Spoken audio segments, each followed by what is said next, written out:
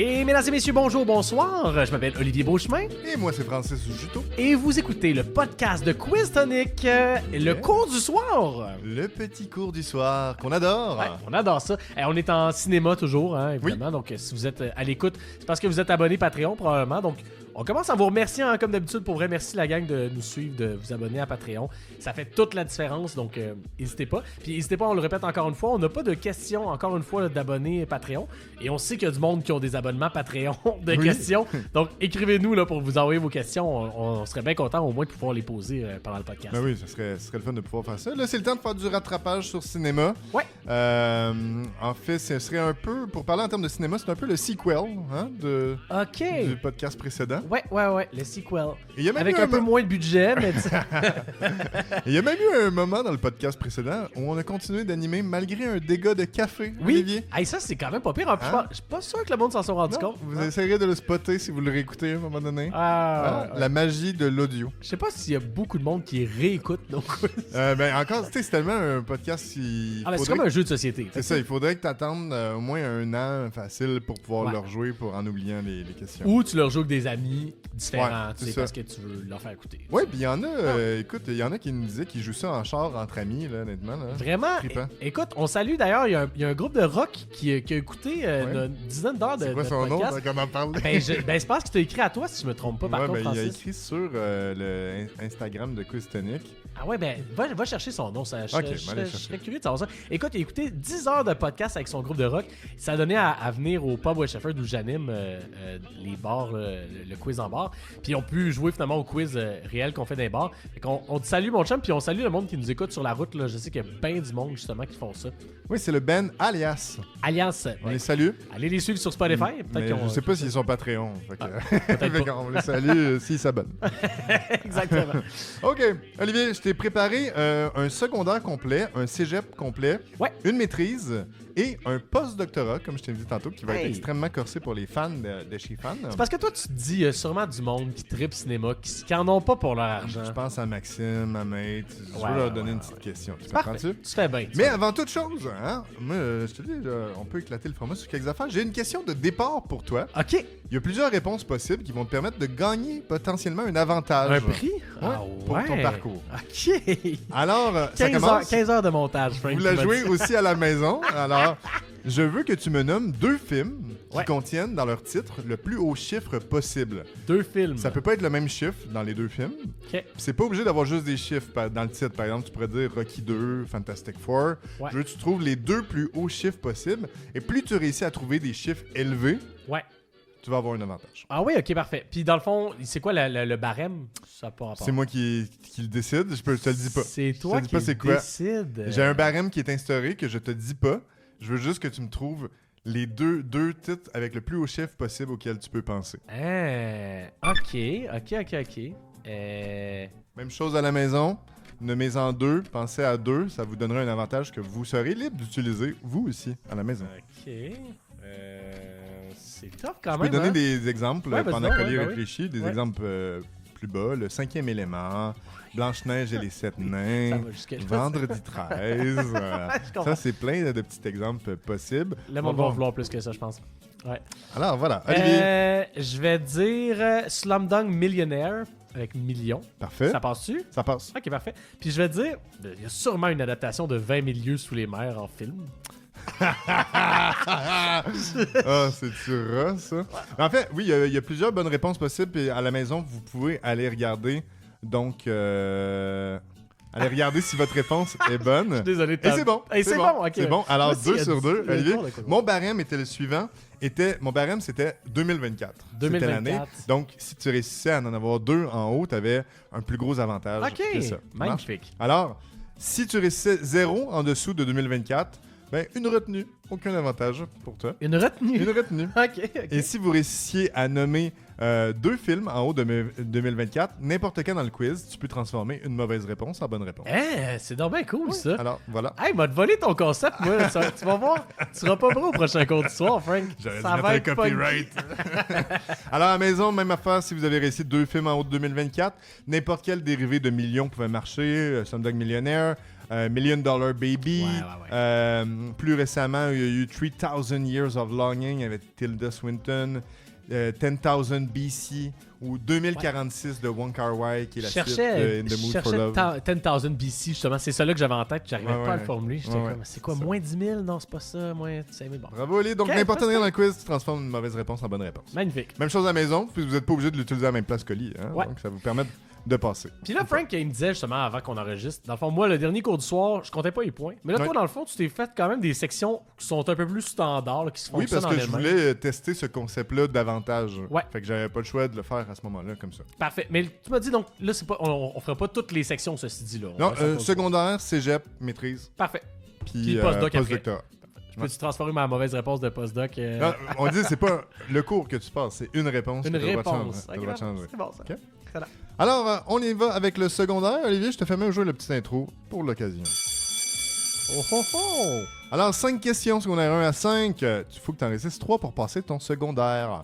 Première question du secondaire. Quels 2 films de 2023, pourtant diamétralement opposés en termes de contenu, ont créé une véritable commotion marketing en sortant en salle la même date, soit le 21 juillet 2023? C'est une bonne première question. Puis là, en plus, ce qui est malade, c'est que le monde essaie de refaire ça, là, avec plein d'affaires, là, genre... Là, Wicked sort en ce moment. Je vis un autre film en même temps. Je pense que c'est Gladiator puis Wicked, là, qui essaie de faire le même concept, me semble. Là. Ça marche pas, là. C'est pas non. Wickediator. C'est Barbenheimer.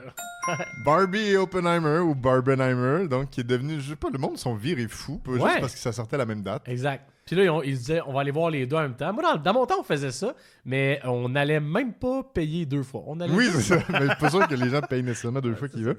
Mais tu sais, il y a plein d'autres films dans l'histoire qui sont sortis à la même date, comme tu le dis, puis ça n'a pas créé ça. Là, mais j'en ai créé quelques-uns de mon cru. Grouse 2, pour Grease et Jaws 2, qui sont sortis en même temps. Grouse. Toysino, Toy Story et Casino, la même année. Et mon préféré, Grambusters, pour Gremlin et Ghostbusters. Ah, Grambusters. Grambusters, ça aurait pu marcher. Ça marchait, mais en plus, cet univers-là pourrait être conjoint, fait que ça marche. Ouais. Alors, 1 sur 1. Si on a 2, Olivier. Ouais. Tu connais le film Fight Club avec Brad Pitt, sorti en 1999?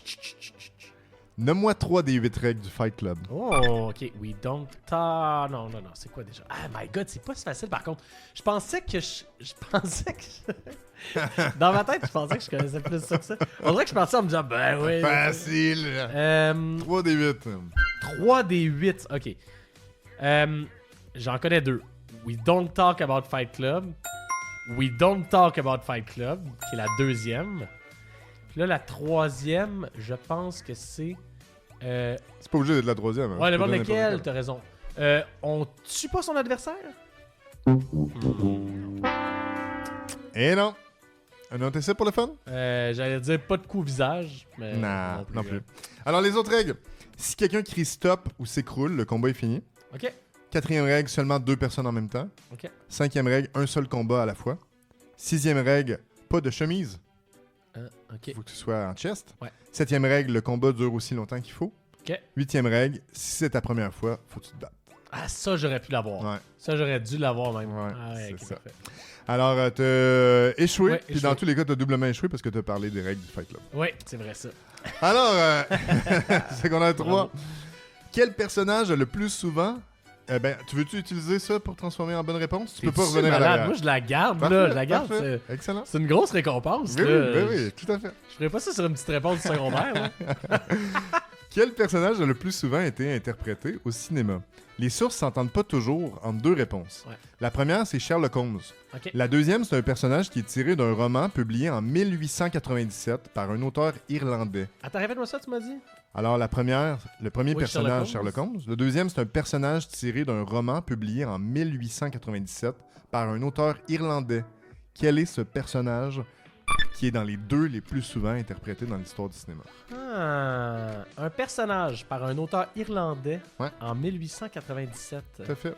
OK. Lui et Sherlock Holmes ont apparu le plus souvent au cinéma. Bonne question. Alice? Mais l'essai, mais on cherchait...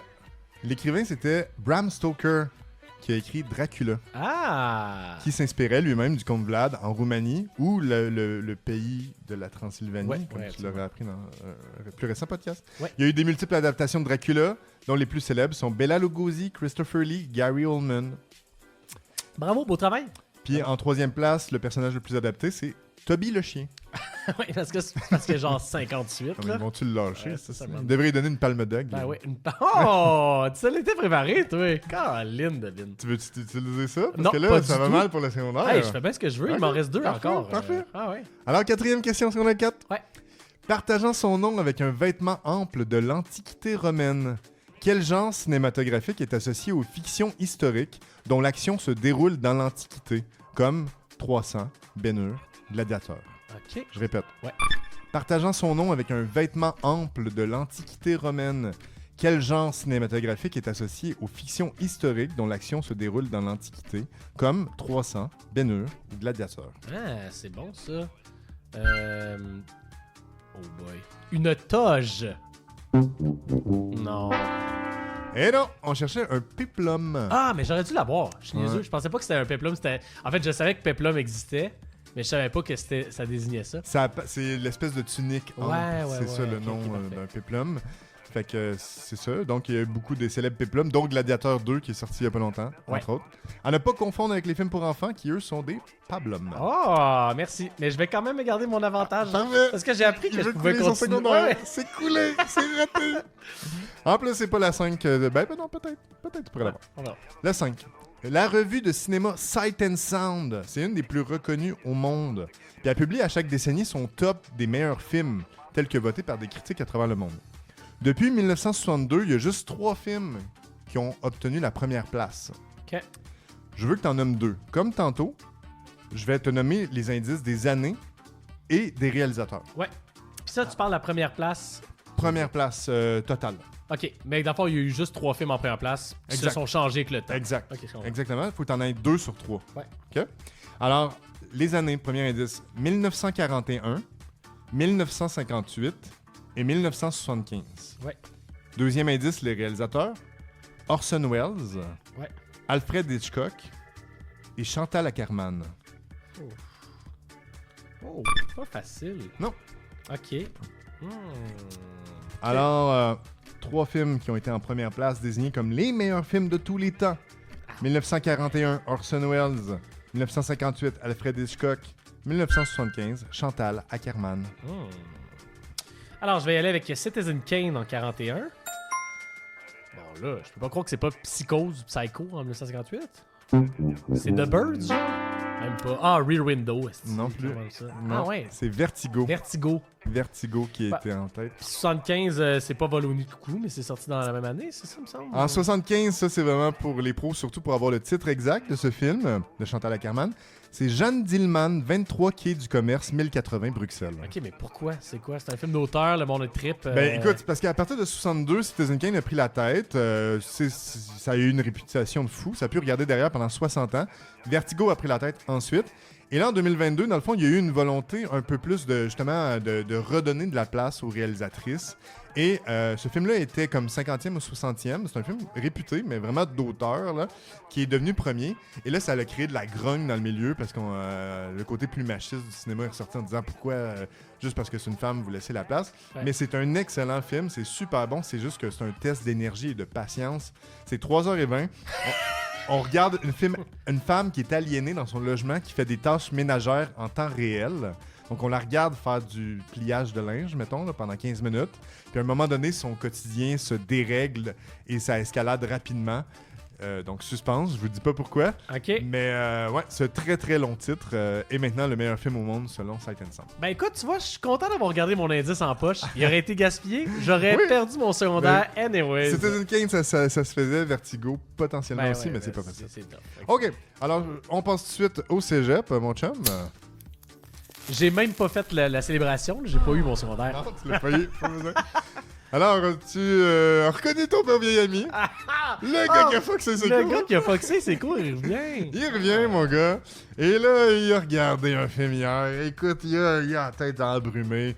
Il te dit 4 scénarios. faut t'en trouver 2 sur 4 ou 3 si vous faites pause Pourquoi à la il maison. étudie pas en cinéma, lui? Ben, pourquoi il est peut-être en cinéma. Je sais pas, il étudie en quoi. Mais... Alors, c'est parti. Ouais.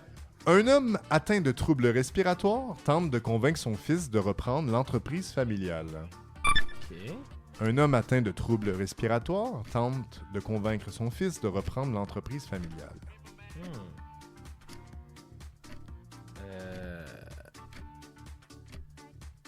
C'est-tu... C'est-tu The Empire Strikes Back?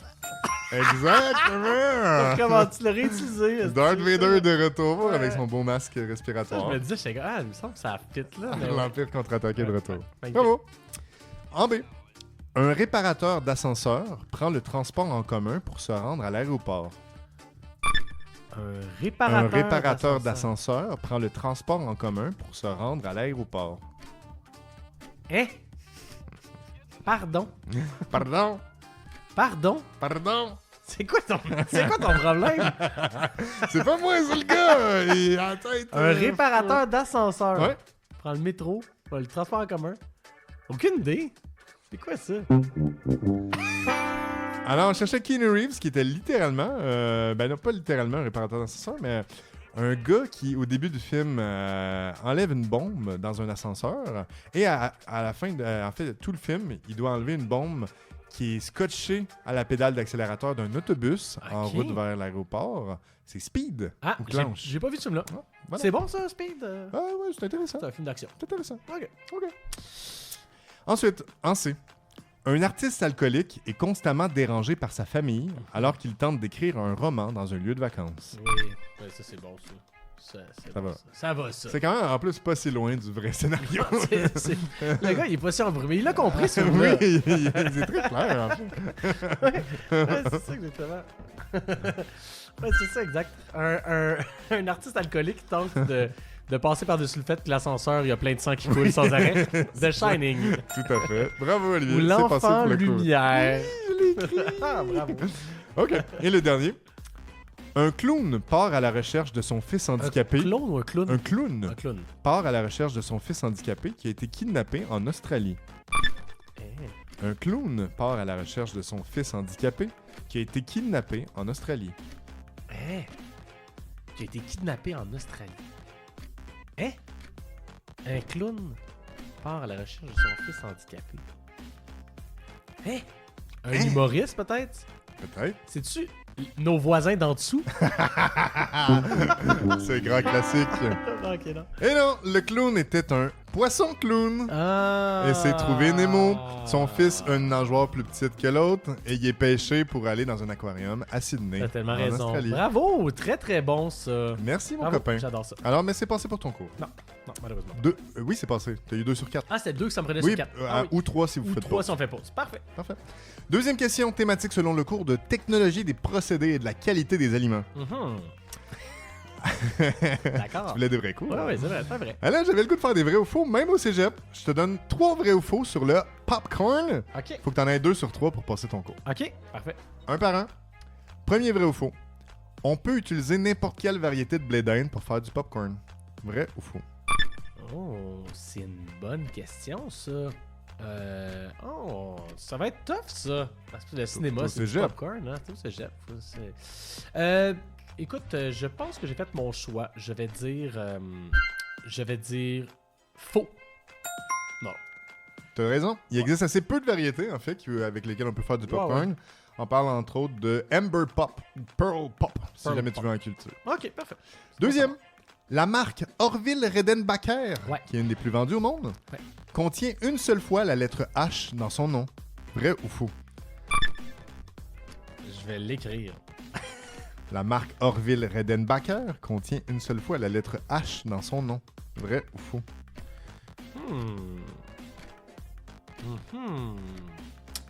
C'est une bonne question. C'est vrai. C'est vrai! Ben oui, c'est vrai. Orville, pas de H, O-R-V-I-L-L-E, R-E-D-E-N-B-A-C-H-E-R. Regarde, il est Ah, écrit. sans faute. Il est écrit ici. Et c'est déjà passé pour ton cours. Mon gars. Troisième question, vrai ou faux? En 1895, durant la première projection des Frères Lumière, on vendait déjà du popcorn. Ah ben ouais. C'est vrai ou faux? Tabarnouche. Ah ouais, est-ce qu'on vendait déjà du popcorn? Oh, bonne question. 1895.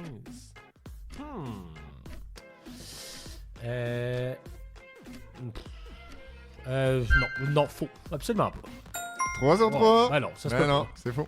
En fait, même qu'au début, ça a pris du temps avant que ça arrive en salle parce que c'était vu comme pour les riches, le cinéma. Donc, tu sais, c'était des tapis, des sièges de qualité. On voulait pas qu'il y ait du popcorn là-dessus. Ouais. C'est quand la Grande Dépression est arrivée que là, le popcorn, c'est devenu le pain, mais surtout le beurre du cinéma. Oh, je vois ce que tu vois. Hey, c'est des petites blagues salées que tu nous fais là. Et oui. Mais tu sais, après, honnêtement, c'est devenu indissociable complètement. On a juste à penser en 2021 quand la CAQ voulait rouvrir les cinémas sans les concessions alimentaires. Oui. Puis que notre bon ami Goudzo refusait tant aussi longtemps qu'il pouvait pas vendre du popcorn parce que sinon il disait qu'il faisait pas de cash. Ouais, puis d'ailleurs, j'ai entendu dire qu'il paye pas son monde encore, Goudzo. Hein. Si je me trompe pas, je pense qu'il fait toujours pas de cash. Ou, en tout cas, il en donne pas. Ça, c'est Écoute, certain. en ce moment, là, je sais pas si je dirais ça, tu vas te faire poursuivre s'il y a de l'argent, mais il met pas de chauffage dans ses salles. Ouais. En ce moment, ça brasse. Je suis pas sûr que Goudzo, la marque, va te faire longtemps. Ça va être ça. Au moment où le podcast est sorti, peut-être que c'est fini. Ah, on verra. Dernier cours, Olivier du Cégep, thématique selon le cours de... J'ai pas foxé cette fois-ci, c'est marketing. Ah! Marketing. Mais notre ami Foxer, on va-tu le recroiser? Non, ou... là, il a lâché le Cégep. Ah, Il a bon, lâché- peut-être dans un autre dans thème. un autre podcast. Un autre thème. J'aimerais ça. Alors, Olivier, une formule différente de d'habitude. Ouais. Je vais te nommer 5 films et 5 records. OK. Associe le bon film au bon record. OK. Parfait. T'as pas le droit de te tromper une seule fois. OK. Oh, quand même, OK. C'est bon. Alors, Ben-Hur en 1959. Ouais. Psycho en 1960. Ouais. Psychose. Rocky Horror Picture Show en 75. Gandhi en 82. Et The Bodyguard en 92, ou Le Garde du Corps en français. Ouais. Alors, je vais les répéter tantôt, mais là, je vais dire les 5 records à associer. Ouais. Le plus de figurants dans une même scène, soit 300 000 figurants. La trame sonore la plus vendue de tous les temps, soit environ 45 millions de copies. La plus longue exploitation d'un film en salle, alors que le film joue à peu près toujours en salle à chaque année depuis sa sortie. Le plus d'Oscars par un même film, égalité avec Titanic et Lord of the Rings 3. Et le premier film dans lequel est apparu un bol de toilette à l'écran. Oh, un bol de toilette à l'écran. On part Ben-Hur, Psycho, Rocky Horror Picture Show, Gandhi, Bodyguard. Le plus de figurants dans une même scène, la trame sonore la plus vendue de tous les temps, la plus longue exploitation d'un film en salle, le plus d'Oscars par un même film et le premier film dans lequel un bol de toilette est apparu à l'écran. On y va, record par record, Olivier. Oui, absolument. Plus de figurants dans la même scène. C'est quel film? Ben écoute, moi, à la base, j'aurais dit Ben-Hur, mais je pense que c'est le record d'Oscar, donc je vais dire Gandhi. C'est bon? Ça me semble être une scène qui aurait pu se faire. La marche du sel, genre. C'est les funérailles de Gandhi. Ah, ok, parfait. Hey, c'est quand même intense. La trame sonore la plus vendue de tous les temps. Hey, j'ai failli spoiler ton truc, mais je le sais que dans le fond, c'est dans The Bodyguard, hein, que c'est I Will Always Love You, si je me trompe pas. Ah, ta chance de chanter? I will always... Non, on va pas faire ça. Oui, Whitney Houston qui jouait dans le film et qui a écrit cette chanson-là pour le film. Exact, ouais. Ensuite, la plus longue exploitation d'un film en salle. Ben écoute, rendu avec ce qui me reste comme choix de réponse, puis avec le fait que c'est quand même un classique, je dirais Rocky Horror Picture Show qui est encore sûrement chaque année. Là. Tout à fait, film culte qui joue à chaque année. Il faut amener des rouleaux de papier toilette, les pitcher à certains moments. J'ai jamais été voir ça. Moi non plus, jamais été. Faudrait peut-être. Ouais, un moment donné. Ouais. Ensuite, il t'en reste 2. Ouais. Le plus de scores par un même film. Ben c'est ça, je suis pas mal sûr que c'est Ben-Hur à égalité avec Titanic et Le Retour du Roi. Tout à fait. Ouais. Et le premier film avec un bol de toilette. Ben, en même temps, c'est dans une toilette, hein, ça a de l'allure. Mais c'est vrai ça! Oui. Ben oui, entre autres, ben, tu sais, le code Hayes empêchait aussi de voir des bols de toilette. Voyons donc. Parce que c'était vulgaire. Mais Psychose, c'est après que le code Hayes a été c'est établi. à 60, si je me trompe pas. c'est ça, ok. Ben, le code Hayes, ça a arrêté progressivement, années Ouais. 50-60, donc on était en train de lâcher ça. Ok. Et là, il y a eu évidemment la scène classique de la douche. Ouais. Donc la toilette aussi, elle a apparu. Ouais, puis il y a quelque chose de pire que la toilette. Là, il me semble que genre une femme qui se fait tuer dans une douche. Non, c'est pire une Ça, toilette. Une toilette, c'est rough. Les féminicides, Ouais. ça, c'est classique. Bravo, Olivier, c'est passé pour le cégep. Hey, Bray, merci, je suis quand même content, ça s'est Oui. bien passé. Puis j'ai encore mon indice, tu t'en Encore, tu l'as souviens-tu? jamais utilisé. Ouais. Parfait. Tabarouette. Tu vas le garder pour son post-doctorat. Thématique. Tu m'as vu venir, là, tu le sais, hein? Maîtrise. Maîtrise. Selon le cours d'histoire. OK. Ouais, alors dans le fond, ce que je fais, je te nomme 10 biopics, les Ouais. titres, Tu dois me dire c'est qui la personnalité à propos de qui on a fait un biopic avec le titre. Intéressant. 7 sur 10 pour réussir à ta maîtrise. OK. Cool. Je vais toutes les nommer. Je vais toutes les nommer. Ouais. Alors, Aline, Walk the Line. Ouais. Man on the Moon, ou en français, L'homme sur la lune. Ma vie en cinémascope. Raging Bull, ou en français, Comme un taureau sauvage. La môme, ou en français, La vie en rose au Québec. En français, les deux sont en français.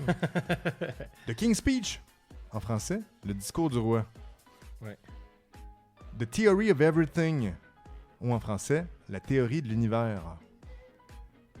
Moneyball, ou en français, L'art de gagner. En France, c'est Le stratège. OK. Ou, finalement, on a également Braveheart, Cœur vaillant. Wow! Ouh là là là là là là! Pas facile, non. Hein? Pas facile. Maîtrise, du tout. bébé. Ouais. Alors, je te laisse réfléchir à ça. Ouais, parfait, excellent. Je vais les répéter quand même, plaît, même si je vais les répéter tantôt. Aline, Walk the Line, Man on the Moon, Ma vie en cinémascope, Raging Bull, La môme ou La vie en rose, The King's Speech, The Theory of Everything, Moneyball et Braveheart.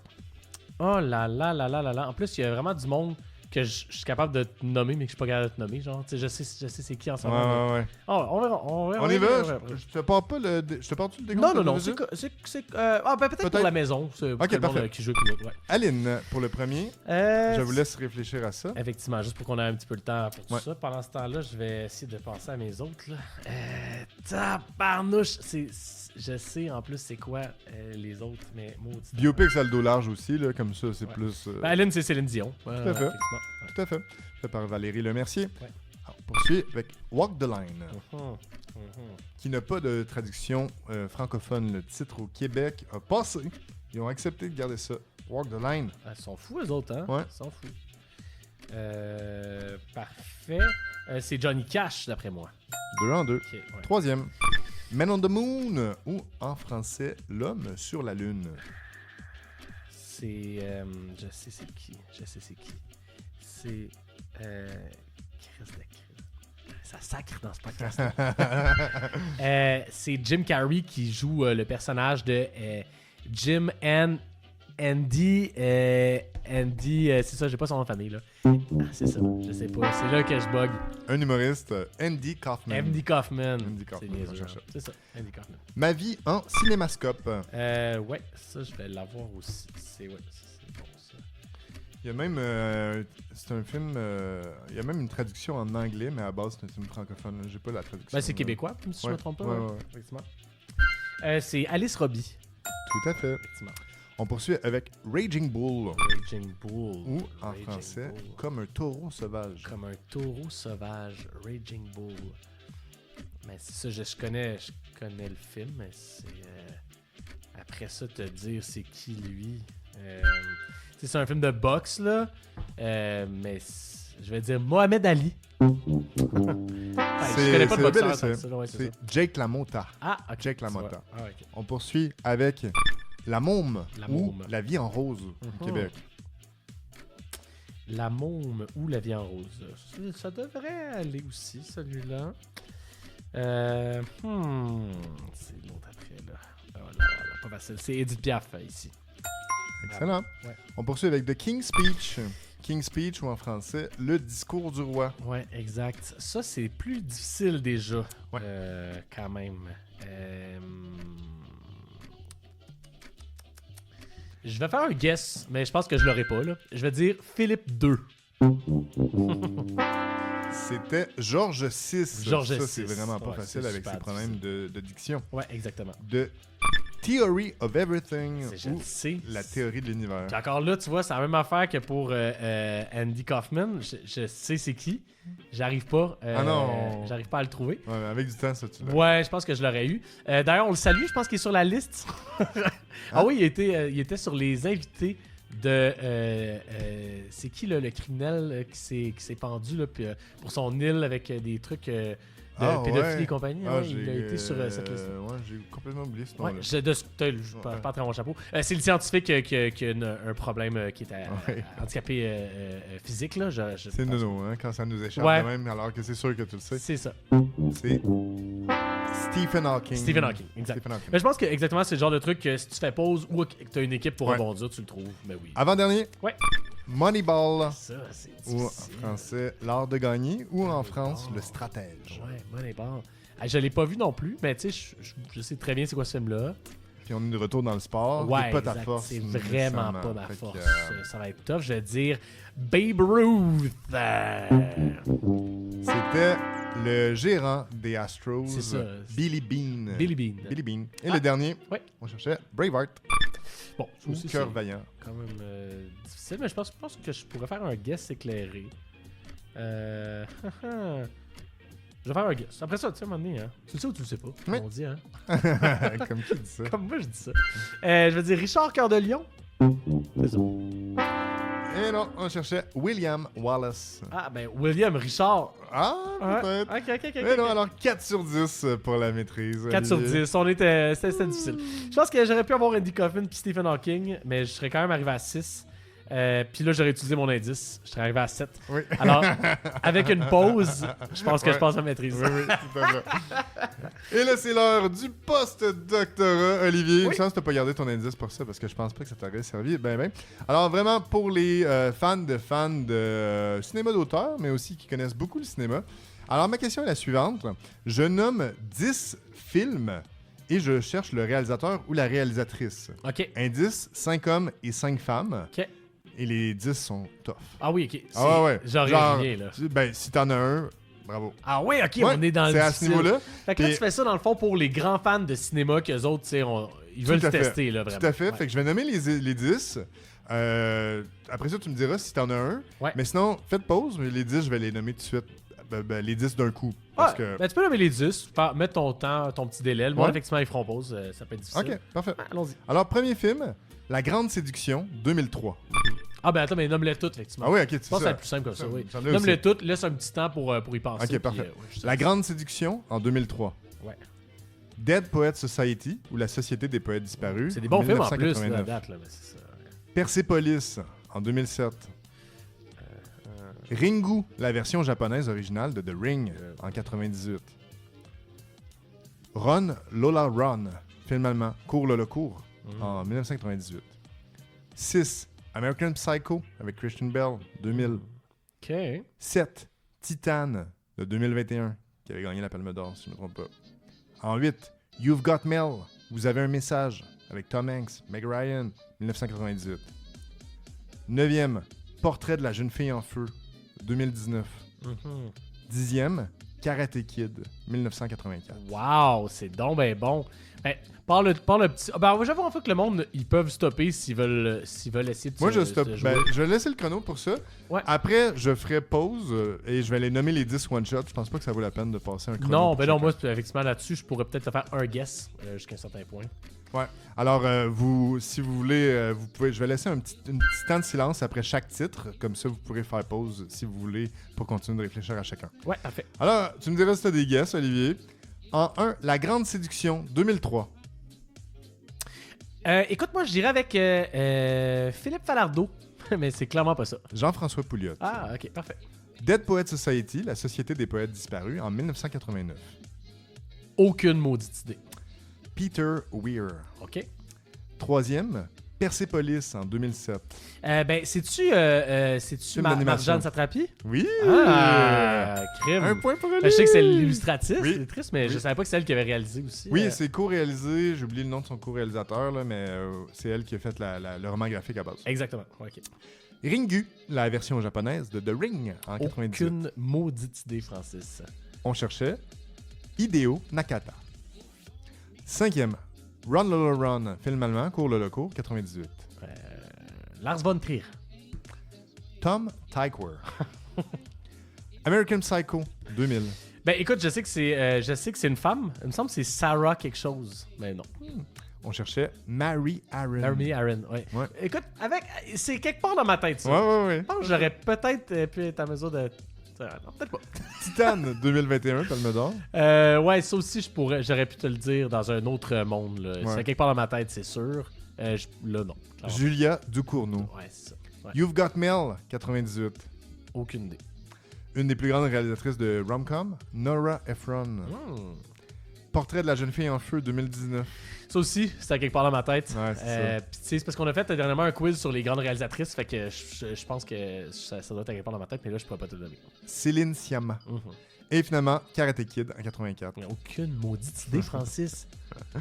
On cherchait John G. Avildsen.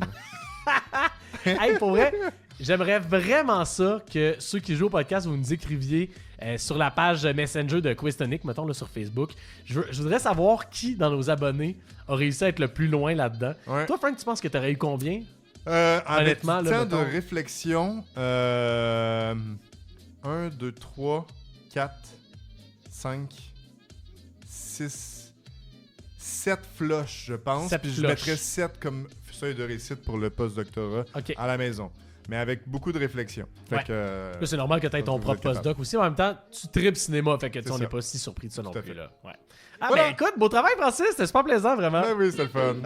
Merci pour ça. Merci pour le postdoc et l'éclat de ton cours de soir. Ciao, Ali. Hey, à bientôt tout le monde!